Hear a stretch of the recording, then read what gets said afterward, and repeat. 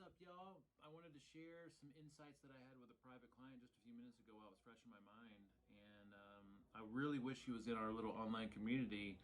He just doesn't do social media, and I understand that. In some ways, we're trying to move people away from social media, but we want them to do our social media, which I think is totally worth it, but I get that.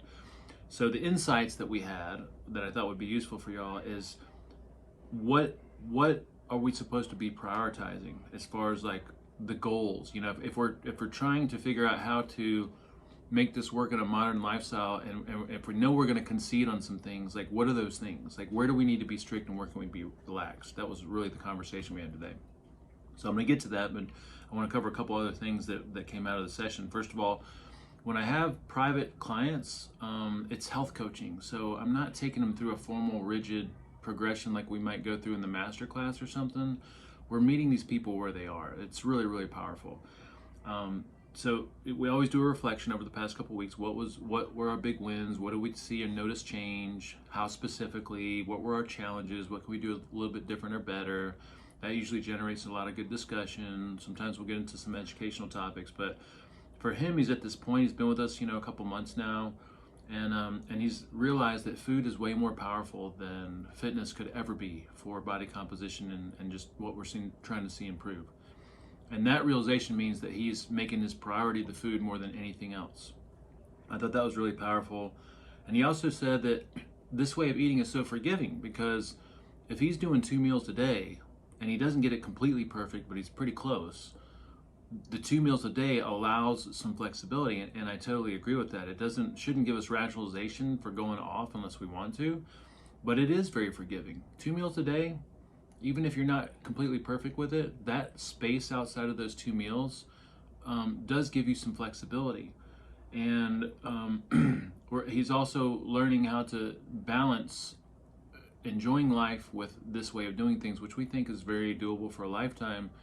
But he's trying to figure out navigating social situations, eating out at restaurants. How many questions does he really need to ask? Does he really have to care about this ingredient and things like that? So that's where we ended up with. So the final points that I wanted to share with you in the first place was this real food priority spectrum thing. Because he's like, what is it that I must do and what can I be a little bit more laxed on? Well, first of all, when it comes to ingredients, like I would always avoid wheat and I would always do my best to avoid the toxic oils. The soybean, vegetable, corn, canola, safflower, sunflower, unless it's high oleic, because for the goals that most of us want, we want improved body composition. We want to have better energy levels. We want to feel good. Those toxic oils inhibits the body's ability to make energy the right way from fat. So it's like throwing in a bunch of molasses in a gas-based fuel engine. It just clogs the whole thing up, and it's inflammatory, and it causes all kinds of health problems over time. So ingredient-wise, I'd always be looking for the wheat and the toxic oils, okay? Now, real food priorities, if he's trying to figure out where can I kind of bend the rules a little bit, what's most important, because he was getting caught up in, well, I'm supposed to have carbs later in the day, and if I do that, it's going to be really hard because I like doing this in the morning. And I said, look, Greg, here's the priorities in order of priority, right? Number 1 priority is real food first.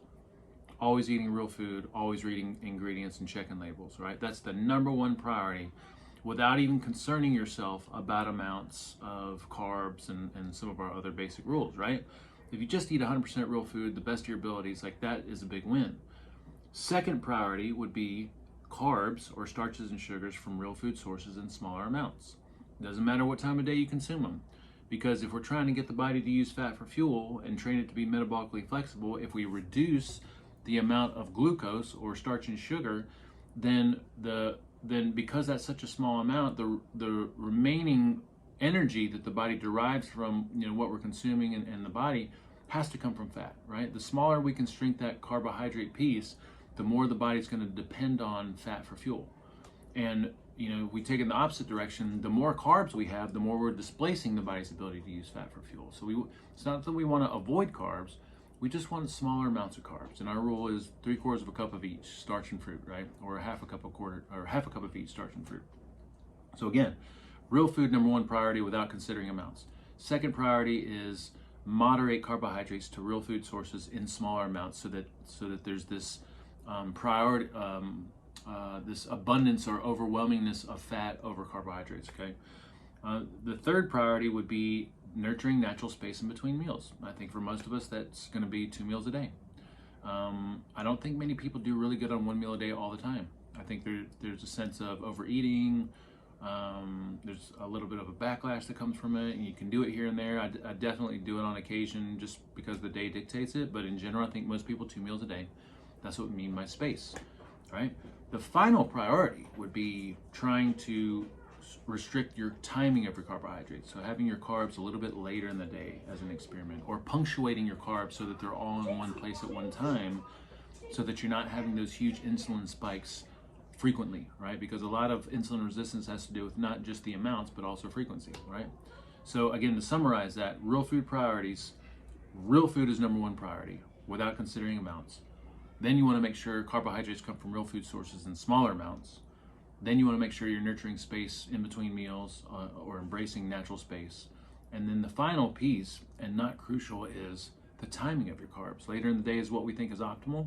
But if you're having a small amount of carbs, like a half a cup of fruit, a half a cup of starch, really doesn't matter when you have that, because it's still really small, and the majority of the rest of the energy the body needs is going to get from fat. Okay? Hope that's useful. Let me know.